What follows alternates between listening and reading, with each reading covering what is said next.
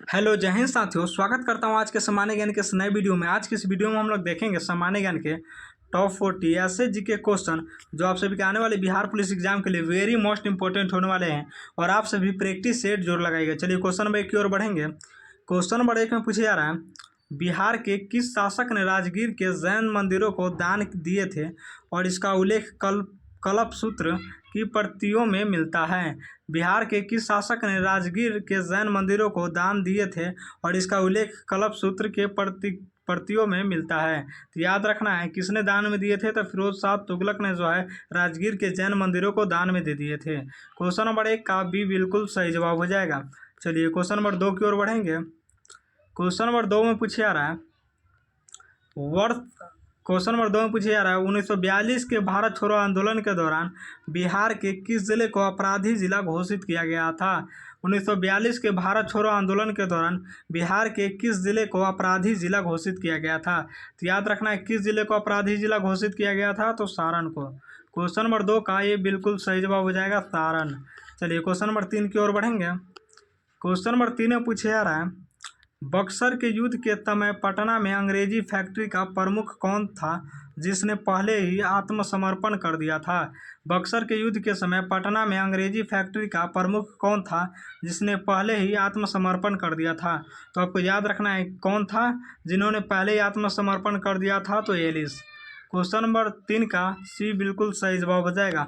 बक्सर के युद्ध के समय पटना में अंग्रेजी फैक्ट्री का प्रमुख कौन था, तो याद रखना है पटना में अंग्रेजी फैक्ट्री का प्रमुख जो है एलिस था, जिसने पहले ही आत्मसमर्पण कर दिया था। चलिए क्वेश्चन नंबर 4 की ओर बढ़ेंगे। क्वेश्चन नंबर 4 में पूछा जा रहा है, बिहारियों में नोनिया विद्रोह का मुख्य कारण किस पदार्थ के व्यापार पर एकाधिकार था। बिहार में नोनिया विद्रोह का मुख्य कारण किस पदार्थ के व्यापार पर एकाधिकार था। तो आपको याद रखना है सोडा के कारण। बिहार में नोनिया विद्रोह का मुख्य कारण जो है किस पदार्थ के व्यापार का एकाधिकार था, तो सोडा के कारण था। क्वेश्चन नंबर 4 का भी बिल्कुल सही जवाब हो जाएगा। चलिए क्वेश्चन नंबर 5 की ओर बढ़ेंगे। क्वेश्चन नंबर 5 में पूछा जा रहा है, वर्ष 1942 में गया में आयोजित कांग्रेस के 33वें अधिवेशन के अध्यक्ष कौन थे जिन्होंने स्वराज पार्टी की नींव रखी। वर्ष 1922 में गया में आयोजित कांग्रेस के 33वें अधिवेशन के अध्यक्ष कौन थे जिन्होंने स्वराज पार्टी की नींव रखी। तो आपको याद रखना है कौन थे जिन्होंने स्वराज पार्टी की नींव रखी थी, तो आपको याद रखना है चित्तरंजन दास। क्वेश्चन नंबर 5 का डी बिल्कुल सही जवाब हो जाएगा, चित्तरंजन दास। चलिए क्वेश्चन नंबर 6 की ओर बढ़ेंगे। क्वेश्चन नंबर 6 में पूछा जा रहा है, स्वामी सहजानंद सरस्वती ने 1929 में बिहार प्रांतीय किसान सभा की स्थापना कहाँ की थी। स्वामी सहजानंद सरस्वती ने 1929 में बिहार प्रांतीय किसान सभा की स्थापना कहाँ की थी, तो आपको याद रखना है सोनपुर में की थी। क्वेश्चन नंबर 6 का भी बिल्कुल सही जवाब हो जाएगा, सोनपुर। चलिए क्वेश्चन नंबर 7 की ओर बढ़ेंगे। क्वेश्चन नंबर 7 में पूछा जा रहा है, शेर शाह सूरी के प्रशासनिक सुधारों में जरीबाना और महाशिलाना क्या थे। शेर शाह सूरी के प्रशासनिक सुधारों में जरीबाना और महाशिलाना क्या थे। तो जरीबाना और महाशिलाना जो है भूमि सर्वेक्षण और कर संग्रह शुल्क थे। भूमि सर्वेक्षण और कर संग्रह शुल्क को जो है जरीबाना और महाशिलाना कहते थे पहले के। जैसे शेर शाह सूरी के प्रशासनिक सुधारों में जरीबाना और महाशिलाना क्या थे, तो भूमि सर्वेक्षण और कर संग्रह शुल्क थे। क्वेश्चन नंबर 7 का ये बिल्कुल सही जवाब हो जाएगा। चलिए क्वेश्चन नंबर 8 की ओर बढ़ेंगे। क्वेश्चन नंबर 8 में पूछा जा रहा है, मगध साम्राज्य के किस शासक को पुराणों में सर्व छत्रांक कहा गया है। मगध साम्राज्य के किस शासक को पुराणों में सर्व छत्रांक कहा गया है। तो याद रखना सर्व छत्रांक जो है महाजन पद्मनंद को कहा गया है, महाजन पद्मनंद। क्वेश्चन नंबर 8 का सी बिल्कुल सही जवाब हो जाएगा। चलिए क्वेश्चन नंबर 9 की ओर बढ़ेंगे। क्वेश्चन नंबर 9 में पूछा जा रहा है, बिहार के किस भौतिक विभाजन को सोमेश्वर की पहाड़ी के रूप में जाना जाता है और इसकी उत्पत्ति किस काल में हुई थी। बिहार के किस भौतिक विभाजन को सोमेश्वर की पहाड़ी के रूप में जाना जाता है और इसकी उत्पत्ति किस काल में हुई थी। तो याद रखना है इसकी उत्पत्ति जो है तृतीय काल में हुई थी। क्वेश्चन नंबर 9 का सी बिल्कुल सही जवाब हो जाएगा, तृतीय काल। चलिए क्वेश्चन नंबर 10 की ओर बढ़ेंगे। क्वेश्चन नंबर 10 में पूछा जा रहा है, निम्नलिखित में से कौन सी मिट्टी बिहार के उत्तरी पश्चिमी भाग में दलदली रूप में पाई जाती है। निम्नलिखित में से कौन सी मिट्टी बिहार के उत्तरी पश्चिमी भाग में दलदली रूप में पाई जाती है। तो आपको याद रखना है कौन सी मिट्टी जो है दलदली रूप में पाई जाती है। तो पर्वत पादीय मिट्टी जो है दलदली रूप में पाई जाती है, उत्तरी पश्चिमी भाग में दलदली रूप में पाई जाती है पर्वत पादीय मिट्टी। क्वेश्चन नंबर 10 का भी बिल्कुल सही जवाब हो जाएगा। चलिए क्वेश्चन नंबर 11 की ओर बढ़ेंगे। क्वेश्चन नंबर 11 में पूछा जा रहा है, भारत के किस भू आकृति भाग में ढक्कन ट्रैप की तरह राजमहल ट्रैप स्थित है जो बिहार के कुछ हिस्सों को छूता है। भारत के किस भू आकृति भाग में दक्कन ट्रैप की तरह राजमहल ट्रैप स्थित है जो बिहार के कुछ हिस्सों को छूता है। तो आपको याद रखना है छोटा नागपुर पठार। क्वेश्चन नंबर 11 का ये बिल्कुल सही जवाब हो जाएगा, छोटा नागपुर पठार। चलिए क्वेश्चन नंबर 12 की ओर बढ़ेंगे। क्वेश्चन नंबर 12 में पूछा जा रहा है, पृथ्वी की आंतरिक संरचना में लेहमैन असंबद्धता किन दो परतों के बीच पाई जाती है। पृथ्वी की आंतरिक संरचना में लेहमैन असंबद्धता किन दो परतों के बीच पाई जाती है। तो याद रखना है किन दो परतों के बीच पाई जाती है। तो ब्रह्मा और कोण आंतरिक कोण में पाई जाती है। ब्रह्मा कोण और आंतरिक कोण में पाई जाती है। पृथ्वी की आंतरिक संरचना में लेहमैन असंबद्धता किन दो परतों के बीच पाई जाती है। तो ब्रह्मा कोण और आंतरिक कोण के बीच में पाई जाती है। क्वेश्चन नंबर 12 का भी बिल्कुल सही जवाब हो जाएगा। चलिए क्वेश्चन नंबर 13 की ओर बढ़ेंगे। क्वेश्चन नंबर 13 में पूछा जा रहा है, कोपेन के जलवायु वर्गीकरण के अनुसार उत्तर बिहार की जलवायु को किस कूट द्वारा दर्शाया जाता है। कोपेन के जलवायु वर्गीकरण के अनुसार उत्तर बिहार की जलवायु को किस कूट द्वारा दर्शाया जाता है। तो याद रखना है उत्तर बिहार की जलवायु को किस कूट द्वारा दर्शाया जाता है। तो आपको याद रखना है CWG के द्वारा जो है दर्शाया जाता है। क्वेश्चन नंबर 13 का डी बिल्कुल सही जवाब हो जाएगा। चलिए क्वेश्चन नंबर 14 की ओर बढ़ेंगे। क्वेश्चन नंबर 14 में पूछा जा रहा है, भूमध्य सागर से उठने वाले पश्चिमी विक्षोभ को भारत के मैदानी भागों में लाने के लिए कौन सी पवन उत्तरदायी है। भूमध्य सागर से उठने वाले पश्चिमी विक्षोभ को भारत के मैदानी भागों में लाने के लिए कौन सी पवन उत्तरदायी है। तो याद रखना है कौन सी पवन उत्तरदायी है। तो उष्णकटिबंधीय जेट स्ट्रीम जो है उत्तरदायी है। क्वेश्चन नंबर 14 का भी बिल्कुल सही जवाब हो जाएगा। चलिए क्वेश्चन नंबर 15 की ओर बढ़ेंगे। क्वेश्चन नंबर 15 में पूछा जा रहा है, भारत का सबसे गहरा लैंड लॉक्ड और सुरक्षित बंदरगाह कौन सा है। भारत का सबसे गहरा लैंड लॉक्ड और सुरक्षित बंदरगाह कौन सा है। तो याद रखना है विशाखापत्तनम। क्वेश्चन नंबर 15 का ये बिल्कुल सही जवाब हो जाएगा, विशाखापत्तनम। चलिए क्वेश्चन नंबर 16 की ओर बढ़ेंगे। क्वेश्चन नंबर 16 में पूछा जा रहा है, कोरल रीफ के संरक्षण के लिए भारत सरकार ने निम्नलिखित में से किसे समुद्री पार्क घोषित किया है। कोरल रीफ के संरक्षण के लिए भारत सरकार ने निम्नलिखित में से किसे समुद्री पार्क घोषित किया है। तो याद रखना है कोरल रीफ के संरक्षण के लिए भारत सरकार ने निम्नलिखित में किसे समुद्री पार्क घोषित किया है। तो आपको याद रखना है कच्छ की खाड़ी को जो है समुद्री पार्क घोषित किया है। क्वेश्चन नंबर 16 का सी बिल्कुल सही जवाब हो जाएगा। चलिए क्वेश्चन नंबर 17 की ओर बढ़ेंगे। क्वेश्चन नंबर 17 में पूछा जा रहा है, यदि राष्ट्रपति और उपराष्ट्रपति दोनों को पद खाली हो तो भारत के मुख्य न्यायाधीश राष्ट्रपति के रूप में कार्य करेंगे। यह व्यवस्था किस अधिनियम द्वारा की गई। यदि राष्ट्रपति और उपराष्ट्रपति दोनों को पद खाली हो तो भारत के मुख्य न्यायाधीश राष्ट्रपति के रूप में कार्य करेंगे। यह व्यवस्था किस अधिनियम द्वारा की गई। तो याद रखना है यह व्यवस्था जो है किस अधिनियम द्वारा की गई। तो राष्ट्रपति अधिनियम 1969 के द्वारा की गई। राष्ट्रपति अधिनियम 1969 के द्वारा की गई। क्वेश्चन नंबर 17 का सी बिल्कुल सही जवाब हो जाएगा। चलिए क्वेश्चन नंबर 18 की ओर बढ़ेंगे।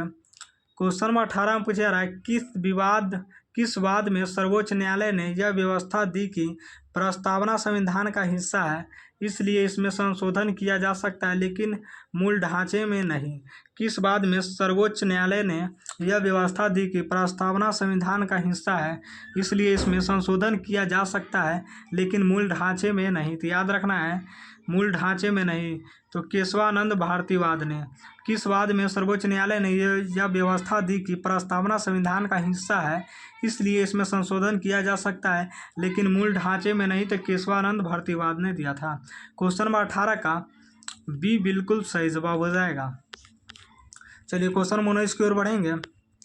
क्वेश्चन 19 से पूछा जा रहा है, भारतीय संविधान का कौन सा अनुच्छेद संसद को यह शक्ति देता है कि वह दो या दो से अधिक राज्यों के लिए एक ही उच्च न्यायालय स्थापित कर सके? भारतीय संविधान का कौन सा अनुच्छेद संसद को यह शक्ति देता है कि वह दो या दो से अधिक राज्यों के लिए एक ही उच्च न्यायालय स्थापित कर सके? तो आपको याद रखना है अनुच्छेद 231 के तहत। क्वेश्चन 19 का बी बिल्कुल सही जवाब हो जाएगा। चलिए क्वेश्चन नंबर 20 की ओर बढ़ेंगे। क्वेश्चन नंबर 20 में पूछे जा रहा है सार्क या लोकपाल की अवधारणा सबसे पहले किस देश के ओम्बुड्समैन संस्था से ली गई है? सार्क या लोकपाल की अवधारणा सबसे पहले किस देश के ओम्बुड्समैन संस्था से ली गई है? ओम्बुड्समैन संस्था से ली गई है तो आपको याद रखना स्वीडन। क्वेश्चन नंबर 20 का ये बिल्कुल सही जवाब हो जाएगा, स्वीडन से ली गई है। चलिए क्वेश्चन नंबर 21 की ओर बढ़ेंगे। क्वेश्चन नंबर 21 में पूछा जा रहा है भारतीय संविधान के अनुच्छेद 360 के तहत घोषित वित्तीय आपातकाल को संसद के दोनों सदनों द्वारा कितनी अवधि के भीतर अनुमोदित किया जाना अनिवार्य है? भारतीय संविधान के अनुच्छेद 360 के तहत घोषित वित्तीय आपातकाल को संसद के दोनों सदनों द्वारा कितनी अवधि के भीतर अनुमोदित किया जाना अनिवार्य है? याद रखना है कितनी अवधि के भीतर अनुमोदित किया जाना अनिवार्य है, तो आपको याद रखना है 2 महीने के भीतर जो है अनुमोदित करना जो है अनिवार्य है। क्वेश्चन नंबर 21 का बिल्कुल सही जवाब हो जाएगा। चलिए क्वेश्चन नंबर 22 की ओर बढ़ेंगे। क्वेश्चन नंबर 22 में पूछा जा रहा है अंतर्राज्यीय परिषद के गठन का प्रावधान संविधान के किस अनुच्छेद में है और इसकी अध्यक्षता कौन करता है? अंतर्राज्यीय परिषद के गठन का प्रावधान संविधान के किस अनुच्छेद में है और इसकी अध्यक्षता कौन करता है? तो याद रखना इसकी अध्यक्षता जो है अनुच्छेद 263 के तहत प्रधानमंत्री करता है। क्वेश्चन नंबर 22 का सी बिल्कुल सही जवाब हो जाएगा। चलिए क्वेश्चन नंबर 23 की ओर बढ़ेंगे। क्वेश्चन नंबर 23 में पूछा जा रहा है भारतीय संसद की प्राक्कलन समिति के संदर्भ में कौन सा कथन सही है? भारतीय संसद की प्राक्कलन समिति के संदर्भ में कौन सा कथन सत्य है? तो याद रखना है कौन सा कथन सही है, तो आपको याद रखना है इसके सभी 30 सदस्य केवल लोकसभा से होते हैं। भारतीय संसद की प्राक्कलन समिति के संदर्भ में कौन सा कथन सही है? इसके सभी 30 सदस्य जो है केवल लोकसभा से होते हैं, यह सत्य है। क्वेश्चन नंबर 23 का ये बिल्कुल सही जवाब हो जाएगा। और बी में देखेंगे इसमें लोकसभा और राज्यसभा दोनों के सदस्य होते हैं, यह गलत है। सी में देखेंगे इसके कुल 22 सदस्य होते हैं, जब 30 सदस्य होते हैं तो 22 कहाँ से आ जाएंगे। डी में है इसका कार्यकाल 2 वर्ष का होता है। याद रखना है आप सभी को भारतीय संसद की प्राक्कलन समिति के संदर्भ में कौन सा कथन सही है, इसके सभी 30 सदस्य केवल लोकसभा से ही होते हैं, सत्य है। चलिए क्वेश्चन नंबर 24 की ओर बढ़ेंगे। क्वेश्चन नंबर 24 में पूछा जा रहा है भारतीय संविधान की 11वीं अनुसूची द्वारा पंचायतों को सौंपे गए 29 विषयों का उल्लेख किस अनुच्छेद में है? भारतीय संविधान की 11वीं अनुसूची द्वारा पंचायतों को सौंपे गए 29 विषयों का उल्लेख किस अनुच्छेद में है? तो याद रखना है 29 विषयों का उल्लेख जो है किस अनुच्छेद में है, तो आपको याद रखना अनुच्छेद 243 जी में है। क्वेश्चन नंबर 24 का ये बिल्कुल सही जवाब हो जाएगा। चलिए क्वेश्चन नंबर 25 की ओर बढ़ेंगे। क्वेश्चन नंबर 25 में पूछा जा रहा है जब एक प्रकाश किरण एक माध्यम से दूसरे माध्यम में जाती है तो निम्नलिखित में से कौन सी विशेषता अपवर्तित रहती है? जब एक प्रकाश किरण एक माध्यम से दूसरे माध्यम में जाती है तो निम्नलिखित में से कौन सी विशेषता अपवर्तित रहती है? तो आपको याद रखना है कौन सी विशेषता अपवर्तित रहती है, तो आवृत्ति। क्वेश्चन नंबर 25 का बी बिल्कुल सही जवाब हो जाएगा, आवृत्ति। चलिए क्वेश्चन नंबर 26 की ओर बढ़ेंगे। क्वेश्चन नंबर 26 में पूछा जा रहा है यदि किसी लिफ्ट की रस्सी अचानक टूट जाए तो उसमें बैठे व्यक्ति का आभासी भार क्या होगा और यह किस सिद्धांत पर आधारित है? यदि किसी लिफ्ट की रस्सी अचानक टूट जाए तो उसमें बैठे व्यक्ति का आभासी भार क्या होगा और यह किस सिद्धांत पर आधारित है? तो याद रखना यह किस सिद्धांत पर आधारित है, 0 हो जाएगा। और यह किस सिद्धांत पर आधारित है? यदि किसी लिफ्ट की रस्सी अचानक टूट जाए तो उसमें बैठे व्यक्ति का आभासी भार क्या होगा और यह किस सिद्धांत पर आधारित है, तो इसका जो भार जो है 0 हो जाएगा। या आप सभी को कमेंट करना है यह किस सिद्धांत पर आधारित है। चलिए क्वेश्चन नंबर 27 की ओर बढ़ेंगे। 26 का सी बिल्कुल सही जवाब हो जाएगा, 0 हो जाएगा, याद रखना है। चलिए क्वेश्चन नंबर 27 की ओर बढ़ेंगे। क्वेश्चन नंबर 27 में पूछा जा रहा है क्वांटम सिद्धांत के अनुसार प्रकाश की द्वैत प्रकृति को सिद्ध करने वाला क्वांटम प्रभाव मुख्य रूप से क्या दर्शाता है? क्वांटम सिद्धांत के अनुसार प्रकाश की दैत्य प्रकृति को सिद्ध करने वाला क्वांटम प्रभाव मुख्य रूप से क्या दर्शाता है? तो याद रखना, मुख्य रूप से जो है प्रकाश की कण की प्रकृति को दर्शाता है, प्रकाश की कण प्रकृति को दर्शाता है।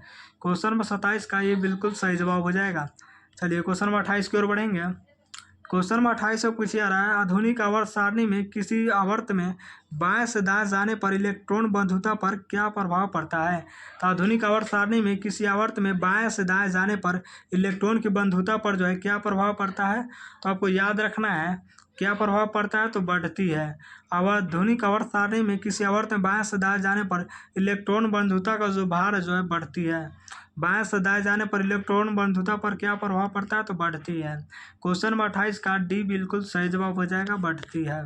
चलिए क्वेश्चन नंबर 29 की ओर बढ़ेंगे। क्वेश्चन 29 में पूछा जा रहा है, एसिप्रिन जो एक दर्द निवारक दवा है, एसिप्रिन एक दर्द निवारक दवा है का रासायनिक नाम क्या है? तो एस्प्रिन जो एक दर्द निवारक दवा है का रासायनिक नाम जो है क्या है? याद रखना, एजिटाइल सैलिसिलिक एसिड है। क्वेश्चन 29 का ये बिल्कुल सही जवाब हो जाएगा, एजिटाइल सैलिसिलिक एसिड। चलिए क्वेश्चन नंबर 30 की ओर बढ़ेंगे। क्वेश्चन नंबर 30 में पूछा जा रहा है, मानव शरीर में वसा का संचय मुख्य रूप से किस ऊतक में होता है? मानव शरीर में वसा का संचय मुख्य रूप से किस ऊतक में होता है? तो याद रखना है किस ऊतक में होता है, तो एडिपोज ऊतक में होता है। क्वेश्चन नंबर 30 का बिल्कुल सही जवाब हो जाएगा। चलिए क्वेश्चन नंबर 31 की ओर बढ़ेंगे। क्वेश्चन नंबर 31 में पूछा जा रहा है, अनुवांशिक में काइमेरिज्म या काइमेरा जीव क्या होता है? अनुवांशिक में काइमेरिज्म या काइमेरा जीव जो है क्या होता है? काइमेरा जीव क्या होता है? तो आपको याद रखना है एक ही जीव जिसमें दो अलग अलग युग्म की कोशिकाएं हो। अनुवांशिकी में काइमेरेज या काइमेरा जीव क्या होता है? तो एक ही जीव जिसमें दो अलग अलग युग्मज की कोशिकाएं हो। क्वेश्चन नंबर 31 का भी बिल्कुल सही जवाब हो जाएगा। चलिए क्वेश्चन नंबर 32 की ओर बढ़ेंगे। क्वेश्चन नंबर 32 से पूछा जा रहा है, किस संवैधानिक नियम के अनुसार स्थिर ताप पर किसी गैस की निश्चित मात्रा का आयतन उसके दाब के व्युत्क्रमानुपाती होता है? किस वैज्ञानिक नियम के अनुसार स्थिर ताप पर किसी गैस की निश्चित मात्रा का आयतन उसके दाब के व्युत्क्रमानुपाती होता है? तो आपको याद रखना है बोयल का नियम। क्वेश्चन नंबर 32 का बी बिल्कुल सही जवाब हो जाएगा, बोयल का नियम। चलिए क्वेश्चन नंबर 33 की ओर बढ़ेंगे। क्वेश्चन नंबर 33 में पूछा जा रहा है, यदि भारतीय रिजर्व बैंक नगद आरक्षित अनुपात को बढ़ा देता है तो वाणिज्यिक बैंकों की साख सृजन क्षमता पर क्या प्रभाव पड़ेगा? यदि भारतीय रिजर्व बैंक नगद आरक्षित अनुपात को बढ़ा देता है तो वाणिज्यिक बैंकों की साख सृजन क्षमता पर क्या प्रभाव पड़ता है? तो याद रखना है ऋण देने की क्षमता जो है घट जाएगी। क्वेश्चन नंबर 33 का ये बिल्कुल सही जवाब हो जाएगा, ऋण देने की क्षमता घट जाएगी। चलिए क्वेश्चन नंबर 34 की ओर बढ़ेंगे। क्वेश्चन नंबर 34 में पूछा जा रहा है, अर्थशास्त्र में गिफन वस्तुएं किस प्रकार की वस्तुएं हैं? तो याद रखना है अर्थशास्त्र में गिफन वस्तुएं जो है किस प्रकार की वस्तुएं हैं? तो वे घटिया वस्तुएं जिन पर मूल्य बढ़ने पर मांग बढ़ जाती है। वे घटिया वस्तुएं जिन पर मूल्य बढ़ने पर मांग बढ़ जाती है उसे गिफन वस्तुएं कहते हैं। क्वेश्चन नंबर 34 का बिल्कुल सही जवाब हो जाएगा। चलिए क्वेश्चन नंबर 35 की ओर बढ़ेंगे। क्वेश्चन नंबर 35 में पूछा जा रहा है, निम्नलिखित में से कौन सा सूचकांक नीति आयोग द्वारा जारी नहीं किया जाता है? निम्नलिखित में से कौन सा सूचकांक नीति आयोग द्वारा जारी नहीं किया जाता है? तो आपको याद रखना है मानव विकास सूचकांक जो है नीति आयोग द्वारा जारी नहीं किया जाता। क्वेश्चन नंबर 35 का बी बिल्कुल सही जवाब हो जाएगा। चलिए क्वेश्चन नंबर 36 की ओर बढ़ेंगे। क्वेश्चन नंबर 36 में पूछा जा रहा है, भुगतान संतुलन में चालू खाते के अंतर्गत निम्नलिखित में किसे शामिल नहीं किया जाता है? भुगतान संतुलन में चालू खाते के अंतर्गत निम्नलिखित में किसे शामिल नहीं किया जाता है? तो याद रखना है विदेशी ऋण और निवेश को जो है शामिल नहीं किया जाता है। क्वेश्चन नंबर 36 का भी बिल्कुल सही जवाब हो जाएगा। चलिए क्वेश्चन नंबर 37 की ओर बढ़ेंगे। क्वेश्चन नंबर 37 से पूछा जा रहा है, प्रसिद्ध गाडगिल फार्मूला का संबंध भारत की किस पंचवर्षीय योजना से है? प्रसिद्ध गाडगिल फार्मूला का संबंध भारत की किस पंचवर्षीय योजना से है? तो आपको याद रखना है किस पंचवर्षीय योजना से है, तो तीसरी और चौथी पंचवर्षीय योजना से है। क्वेश्चन नंबर 37 का भी बिल्कुल सही जवाब हो जाएगा। चलिए क्वेश्चन नंबर 38 की ओर बढ़ेंगे। क्वेश्चन नंबर 38 में पूछा जा रहा है, मुद्रास्फीति और बेरोजगारी के बीच के विपरीत संबंध को दर्शाने वाले वक्र को क्या कहा जाता है? मुद्रास्फीति और बेरोजगारी के बीच के विपरीत संबंध को दर्शाने वाले वक्र को क्या कहा जाता है? तो आपको याद रखना है, विपरीत संबंध को दर्शाने वाले वक्र को जो है फिलिप्स वक्र कहा जाता है। क्वेश्चन नंबर 38 का बी बिल्कुल सही जवाब हो जाएगा। चलिए क्वेश्चन नंबर 39 की ओर बढ़ेंगे।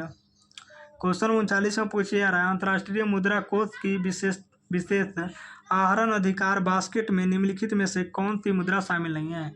अंतर्राष्ट्रीय मुद्रा कोष की विशेष आहरण अधिकार बास्केट में निम्नलिखित में से कौन सी मुद्रा शामिल नहीं है? तो याद रखना है, कौन सी मुद्रा शामिल नहीं है, तो भारतीय रुपया जो है शामिल नहीं है। क्वेश्चन नंबर 39 का बी बिल्कुल सही जवाब हो जाएगा। चलिए क्वेश्चन नंबर 40 की ओर बढ़ेंगे। क्वेश्चन नंबर 40 में पूछा जा रहा है, पारिस्थितिक तंत्र में 10% का ऊर्जा प्रवाह नियम किसने प्रतिपादित किया था? पारिस्थितिक तंत्र में 10% का ऊर्जा प्रवाह नियम किसने प्रतिपादित किया था? तो याद रखना है, 10% का ऊर्जा प्रवाह नियम जो है किसने प्रतिपादित किया था? तो याद रखना है, रेमंड लिंडमैन जो है प्रतिपादित किया था। क्वेश्चन नंबर 40 का बी बिल्कुल सही जवाब हो जाएगा। और 40 में से आप सभी का कितना सही हुआ कमेंट जरूर कीजिएगा।